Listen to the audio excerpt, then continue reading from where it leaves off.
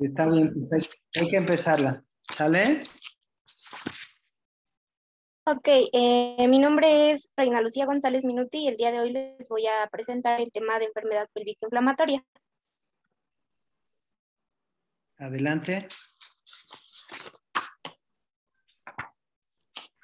Vamos a comenzar con los objetivos y bueno, mi objetivo general es exponer de manera rápida y concreta las principales características de la enfermedad pélvica inflamatoria y de manera específica identificar los distintos factores desencadenantes de esta patología, poder realizar un diagnóstico oportuno para prevenir posibles complicaciones y conocer cuál es el tratamiento empírico y hospitalario para esta enfermedad. Vamos a comenzar por definir a esta patología. Y bueno, la enfermedad pélvica inflamatoria va a ser una infección aguda del tracto genital superior que va a consistir en dolor abdominal bajo, flujo vaginal y que se presenta por el ascenso de gérmenes procedentes del cérvix y vagina, generalmente al endometrio, trompas uterinas y en ocasiones a estructuras vecinas, como lo son los ovarios y el peritoneo. Esta infección aguda va a resultar en endometritis, parametritis, salpingitis o foritis, en algún absceso tubovárico o en peritonitis, a consecuencia de algún proceso infeccioso que va a provocar inflamación en la superficie epitelial.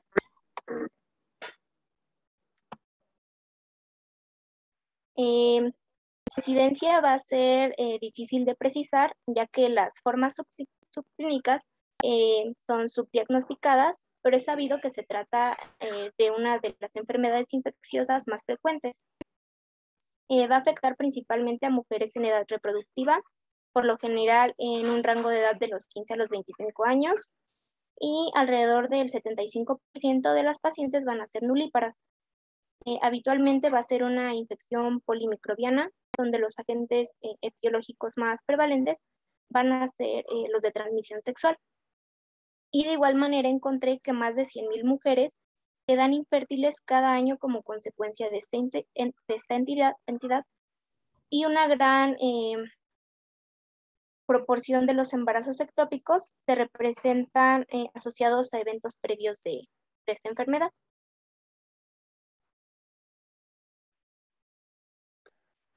En cuanto a su etiología, los gérmenes principales aislados van a ser la Neisseria gonorrhoeae, la Chlamydia trichomatis y algunas bacterias aerobias y anaerobias, pero principalmente la Neisseria y la Chlamydia.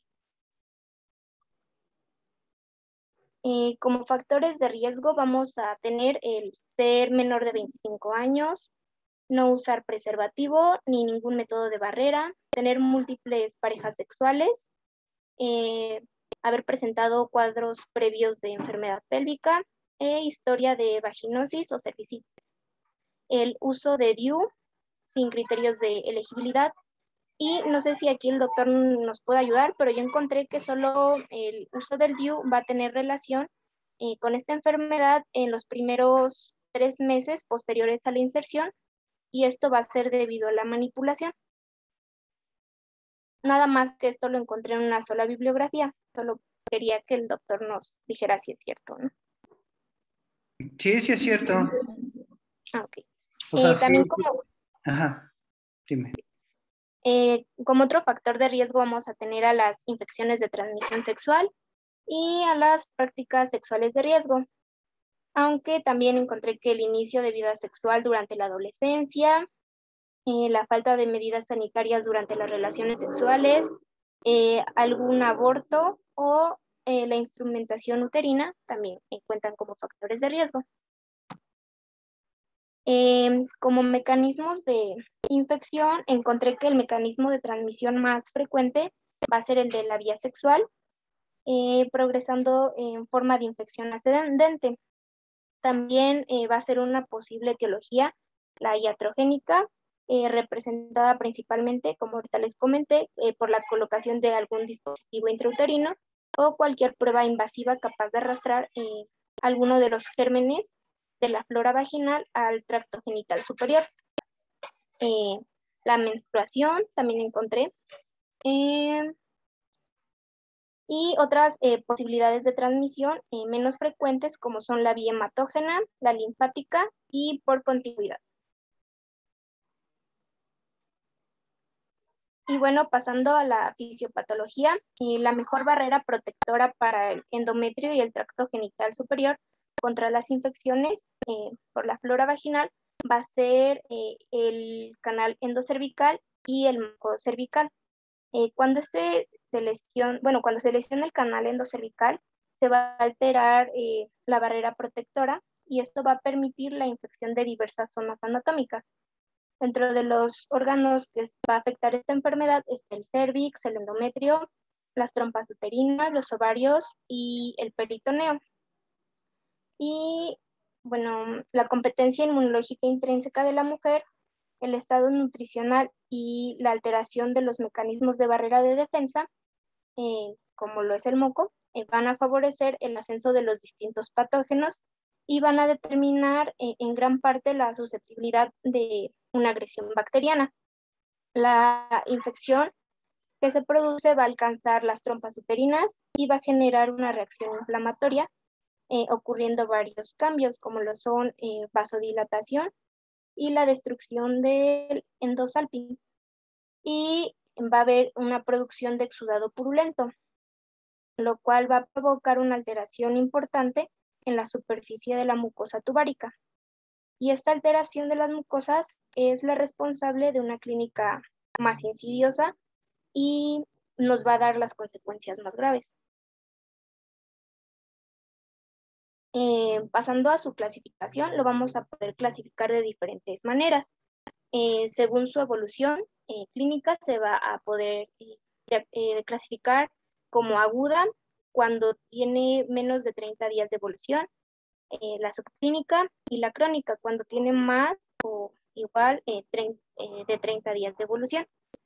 De igual manera la vamos a poder clasificar según su origen, en primaria o ascendente, o secundaria o por continuidad. También la vamos a poder clasificar de acuerdo a la gravedad, y esta clasificación nos va a orientar al tipo de intervención a realizar de acuerdo a la respuesta inflamatoria sistémica y a la presencia de abdomen agudo. Como lo podemos observar, se va a clasificar en leve, moderada y grave o severa, donde un grado 1 o leve es una enfermedad no complicada, sin masa anexial, ni datos de abdomen agudo, ni irritación peritoneal. Un grado 2 o moderada va a ser una enfermedad complicada con presencia de masa anexial o un absceso que va a involucrar a las trompas o a los ovarios, o a los dos, con o sin signos de irritación peritoneal. Y un grado 3 o grave o severo va a presentarnos una enfermedad diseminada a estructuras extrapélvicas. Va a haber presencia de un absceso tubovárico roto o pelviperitonitis con datos de respuesta sistémica. También esta clasificación por gravedad encontré que se le conoce como clasificación clínica de Moniz. También la vamos a poder clasificar de acuerdo a la laparoscopía en leve, moderada y grave, donde un estadio leve va a presentar eritema, edema, las trompas se van a poder mover libremente y no va a haber presencia de exudado purulento. En la moderada va a haber presencia de eritema, edema más marcado, aquí sí va a haber material purulento evidente y no hay movimiento libre de las trompas. Y en el grave va a haber presencia de piosalpinx y o un absceso.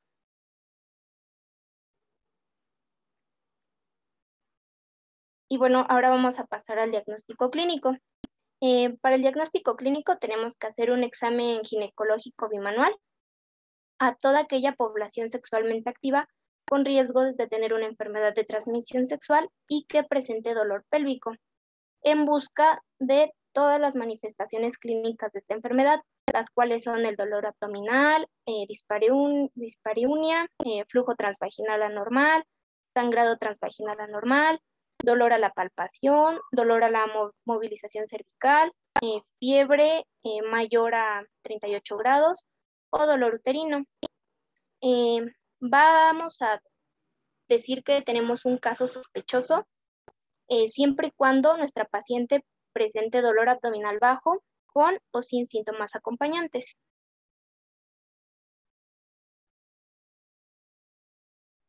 Y vamos a hablar de un caso definitivo en todas aquellas pacientes que presenten dolor abdominal bajo con o sin síntomas agregados, más un cultivo de secreción vaginal positivo a cualquier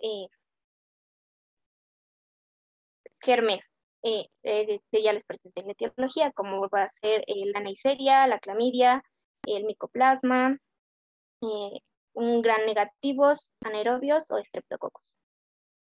Y ante un cuadro clínico de enfermedad pélvica inflamatoria, encontré en la guía de práctica clínica que tenemos que buscar datos clínicos de síndrome de respuesta inflamatoria sistémica o inestabilidad hemodinámica como signos de alarma.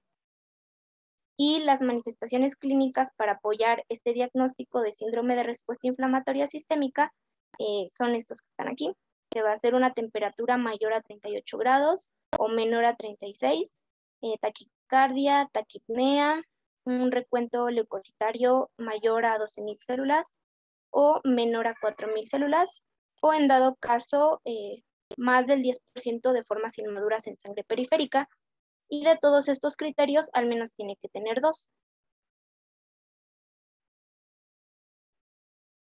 También encontré los criterios de CEGO para el diagnóstico, en donde nos presentan criterios mayores y menores, y dentro de los mayores va a haber presencia de dolor abdominal bajo, dolor a la movilización cervical, en la exploración, dolor anexial a la exploración, y dentro de los menores, temperatura mayor a los 38 grados, leucocitos mayor a 10.500, velocidad de sedimentación globular elevada, PCR elevada y exudado endocervical anormal.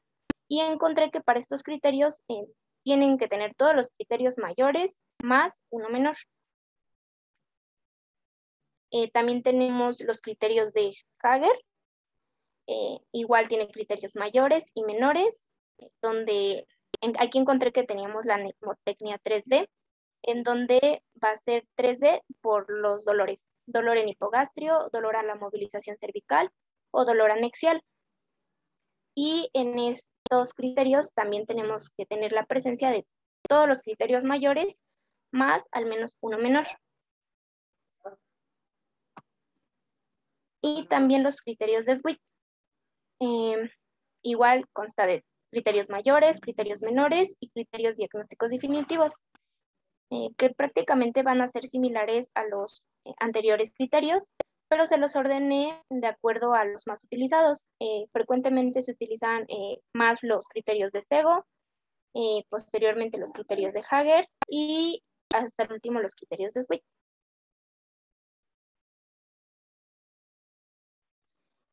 Dentro de las pruebas diagnósticas de laboratorio vamos a tener pruebas específicas y pruebas inespecíficas. Dentro de las pruebas específicas vamos a encontrar el protis con tinción de Gram, donde vamos a cultivar Neisseria gonorrhoeae o la inmunofluorescencia positiva para clamidia. Estas pruebas van a ser para la confirmación de un caso definitivo de enfermedad pélvica inflamatoria. Y en las pruebas inespecíficas tenemos la presencia de abundantes leucocitos en secreción vaginal a la microscopía, la elevación de los niveles de proteína C reactiva o el aumento de la velocidad de eritrosedimentación globular. Estas pruebas específicas e inespecíficas vienen dentro de la guía de práctica clínica, aunque yo en un artículo también encontré que podemos realizar otros estudios de laboratorio, como lo son el hemocultivo, aunque este es de muy baja rentabilidad para esta enfermedad, una prueba de embarazo para descartar embarazo ectópico como causa de estos síntomas, pruebas para diagnosticar otras infecciones de transmisión sexual o estudios de infecciones del tracto urinario. Dentro de las pruebas diagnósticas de imagen encontré la ecografía pélvica transvaginal, la cual nos va a auxiliar en el diagnóstico al encontrar engrosamiento o colección en el interior de las trompas uterinas con o sin líquido libre en el fondo de saco. Y con el estudio Doppler se han reportado aumento de la sensibilidad y especificidad también de estos parámetros. Otras pruebas diagnósticas son la TAC y la resonancia magnética.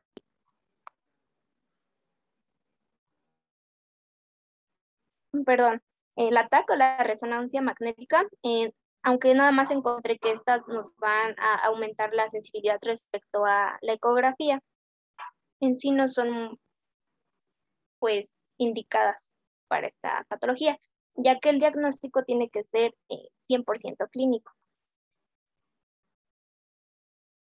Y bueno, también encontré que se considera la laparoscopía como el estándar de oro para el diagnóstico de la enfermedad pélvica inflamatoria y de utilidad para el diagnóstico diferencial de las enfermedades, aunque sin embargo no se ha justificado su realización rutinaria debido a su costo y a ser muy invasiva.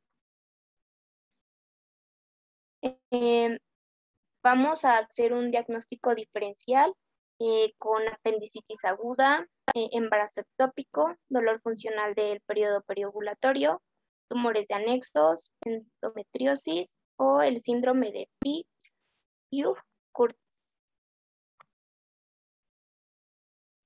Y ahora vamos a pasar al tratamiento farmacológico.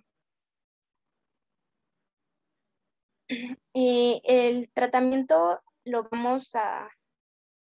vamos a empezar el tratamiento empírico en todos los casos sospechosos de mujer joven, menor de 25 años, sexualmente activa, con riesgos de enfermedades de transmisión sexual y con dolor pélvico, con uno o más criterios en el examen pélvico, como lo son el dolor a la movilidad del cérvix, dolor uterino o dolor anexial. Este tratamiento debe incluir antimicrobianos útiles contra cualquier germen etiológico. Y este tratamiento también se va a empezar siempre y cuando no pueda identificarse otra causa que justifique estos síntomas. El inicio del tratamiento en forma oportuna, de acuerdo a la clasificación, va a tener los objetivos de disminuir las complicaciones, minimizar el riesgo de casos secundarios y va a cortar el curso de la enfermedad. El tratamiento en pacientes con enfermedad pélvica inflamatoria de leve a moderada va a ser por vía oral, y en el caso de enfermedad moderada con falla al tratamiento o enfermedad grave va a ser parenteral. Para el leve o moderada vamos a indicar un tratamiento ambulatorio y vamos a reportar alguna de las siguientes alternativas para el paciente. La ofloxacina de 400 miligramos vía oral cada 12 horas, aunque encontré que este no estaba disponible dentro del cuadro básico. Es por eso que les marqué aquí el levofloxacina de 500 miligramos diarios por 14 días, más el metronidazol de 500 miligramos vía oral cada 12 horas por 14 días. O en dado caso de que no podamos utilizar el metronidazol, clindamicina de 450 miligramos vía oral cada 6 horas por 14 días. Aquí les dejé una tablita de la guía de práctica clínica donde nos dice el tratamiento ambulatorio, donde nos dice las dosis y el nivel de evidencia que tiene. Y como otras medidas terapéuticas que encontré, va a ser poner a nuestra paciente en reposo en Flowler, mantenerla hidratada y un manejo habitual de la fiebre y el dolor. Y en dado caso que nuestra paciente tenga algún dispositivo intrauterino, pues al iniciar este tratamiento tenemos que retirarlo. Aquí les puse otras tablitas en cuanto al tratamiento que vienen dentro de la guía de práctica clínica, donde nos dice la presentación del fármaco, los efectos adversos, las interacciones medicamentosas o las contraindicaciones.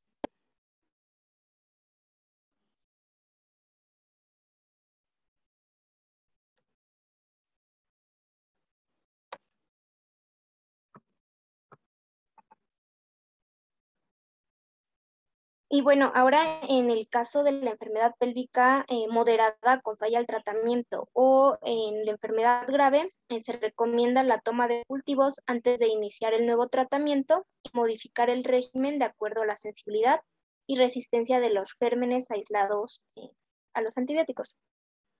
Y bueno, vamos a definir la falla al tratamiento como la recurrencia de los síntomas dentro de los primeros 10 a 14 días de haber completado el tratamiento con antibióticos. Las posibles causas van a incluir la falta de apego al tratamiento, la exposición repetida al o los agentes que le iniciaron, la resistencia a los antibióticos, existencia de copatógenos o una reinfección, un tratamiento antibiótico inapropiado en dosis o duración. Y en estos dos casos, ya sea en moderada con falla al tratamiento o en enfermedad grave, se va a recomendar enviar al segundo nivel para su reevaluación. Es por ello que aquí les puse los criterios de hospitalización, donde nos dice que la decisión de hospitalización se puede basar en un cuadro clínico grave, un diagnóstico incierto o no poder excluir otras urgencias quirúrgicas como lo son el embarazo ectópico o una apendicitis, antecedentes de manipulaciones uterinas, shock séptico, clínica aguda de irritación peritoneal, temperatura mayor a 38 grados, leucocitosis mayor a 16.000, falla al tratamiento por falta de mejoría posterior a los 3 días, incapacidad para el seguimiento o tolerancia de los antibióticos, embarazo, enfermedad grave, fiebre alta, presencia de náuseas y vómito, urgencias quirúrgicas que no puedan ser excluidas o algún absceso tubovárico. Dentro de las complicaciones vamos a tener a los abscesos tubováricos, los embarazos ectópicos, dolores pélvicos crónicos o en la infertilidad. Y bueno, la prevención la vamos a dividir en dos.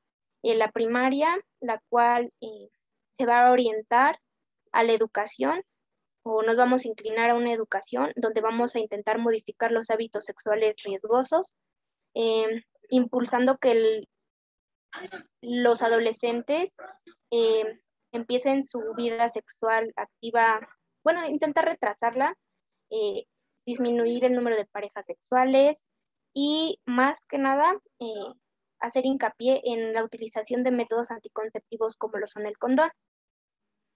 Y en cuanto a la secundaria, vamos a intentar realizar el diagnóstico y el tratamiento precoz de la infección con el fin de evitar no solo las secuelas, sino también su propagación. Aquí les dejé una tablita donde pues resume mucho de lo que les acabo ahorita de explicar. Tal vez les sea de utilidad para algún resumen o algo. Y bueno, como conclusión, tengo que la enfermedad pélvica inflamatoria se debe sospechar en toda mujer en edad reproductiva con síntomas sugestivos. Recordar que la principal causa van a ser las infecciones de transmisión sexual, por lo que su prevención oportuna va a ser útil para evitar el desarrollo de esta enfermedad. El diagnóstico va a ser clínico, ya que no se recomiendan intervenciones invasivas para las pacientes y se debe garantizar un tratamiento oportuno para evitar complicaciones como los abscesos, la infertilidad o los embarazos ectópicos. ¿Alguna duda? ¿Algún comentario? Bueno, este tema lo habíamos tocado parcialmente, ¿no? En la clase previa de cervicovaginitis, donde vimos que todas las enfermedades, bueno, en este caso de transmisión sexual y cervicovaginitis se pueden desencadenar o se puede ver que la expresión máxima de la enfermedad es la enfermedad pélvica inflamatoria.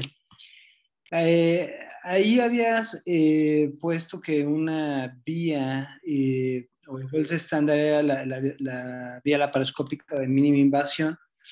Ahí todo dependerá, ¿no? O sea, cuando son pelvis congeladas secundarias a una infección, el problema es que realizar laparoscopía diagnóstica, luego se puede limitar porque hay muchas adherencias, está todo pegado.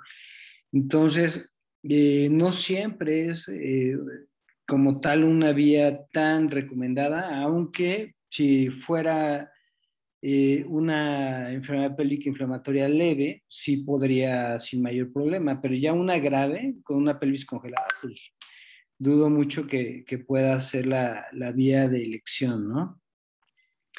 En términos generales, yo creo que está bien descrito. O sea, vemos, y lo habíamos platicado con una paciente que teníamos hospitalizada en el cuadro clínico que les había comentado que pues lleva bastantes días hospitalizada, fue recurrente, tuvo un absceso tubovárico, terminó en histerectomía. Posteriormente se volvió a meter porque tuvo una recurrencia y le habían dejado el otro ovario y tuvo una laceración y terminó en una colostomía porque pues laceraron el recto, ¿no?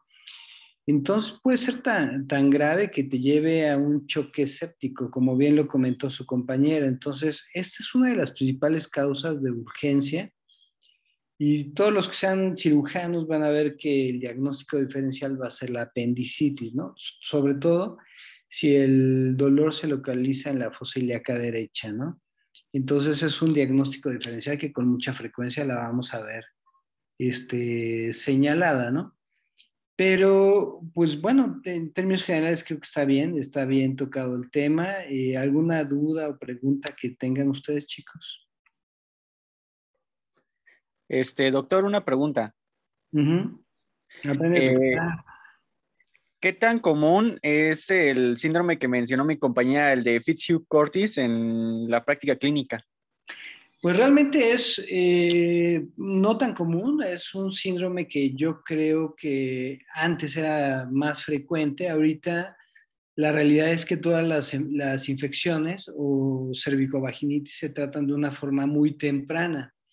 Entonces, de hecho, a que una paciente presente una enfermedad pélvica inflamatoria grave, se asocia con pues un descuido, ¿no? Un descuido o alguna inmunosupresión que pues desarrolle este síndrome, ¿no?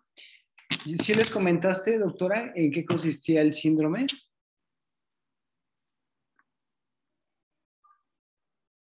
No, doctor.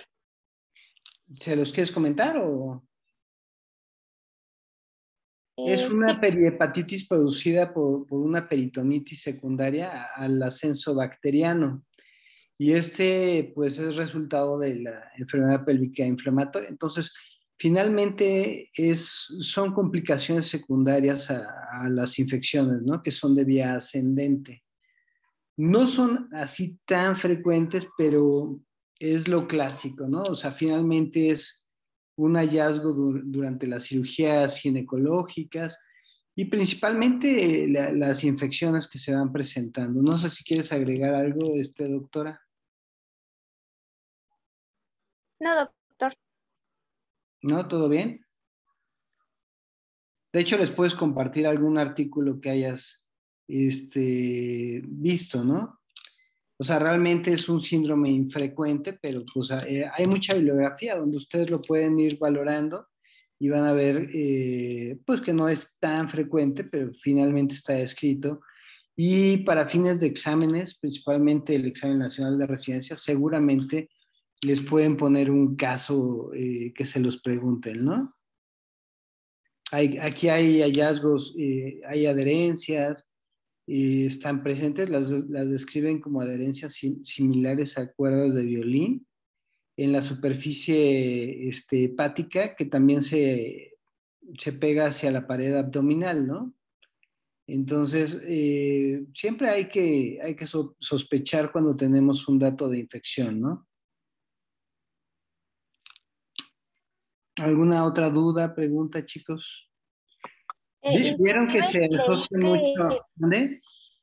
digo que inclusive leí que el tratamiento tiene que iniciarse mucho antes de que salgan los resultados de los cultivos.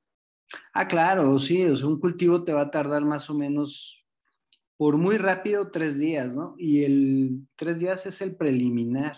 O sea, dura más o menos como unos 5 días en que te den el cultivo y el antibiograma, ¿no?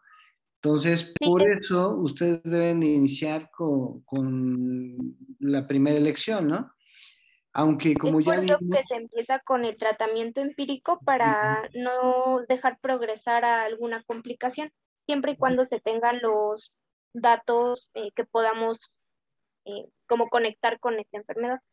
exactamente, exactamente. Entonces, pues es importante, ¿no? Que ustedes sepan de qué trata, pues, esta situación, ¿no? ¿Sale? Una pregunta, doctor. En su experiencia, ¿sí recomiendan, como viene en la guía, la ofloxacina o se van directo a la cipro? Pues todo depende de dónde estés y qué tengas, ¿no? O sea, realmente la guía de práctica clínica es lo que recomienda de acuerdo a la evidencia y ahí te lo ponen por categoría A o categoría B. Entonces, estos fármacos es la recomendación que realiza la guía de práctica clínica, o sea, es la evidencia. Para hacer una guía de práctica clínica, pues valoraron los metaanálisis, los diferentes, y al final ellos nos dan los estudios que avalan la mejor práctica, ¿no? De todos modos, pues dependerá de dónde trabajes, los recursos que tengas, los medicamentos que tengan a la disposición, las resistencias bacterianas de cada centro, porque va a cambiar dependiendo del hospital donde trabajen, ¿no? O sea, habrá unos que tengan cierta resistencia, habrá otros que tengan a otros patógenos, ¿no? Por eso es importante los cultivos, como había comentado su compañera. Ujú. Ok, doctor, gracias. Pero siempre, o sea, para responderte así concretamente, o sea, si tú tuvieras que contestar un examen, tienes que ponerlo de la guía de práctica clínica. O sea, esa es la respuesta correcta, ¿eh? O sea, para fines de examen, no hay otra opción, ¿no? O sea, te van a poner que contestes eso. Ok, doctor. ¿Alguna otra pregunta?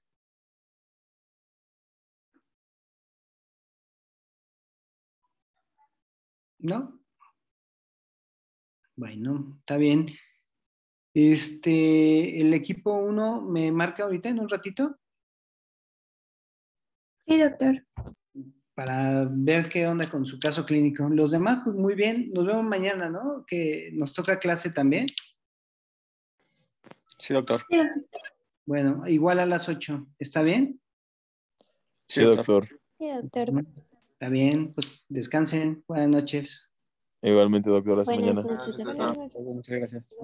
Equipo uno por Meet, me mandan el link. Fer.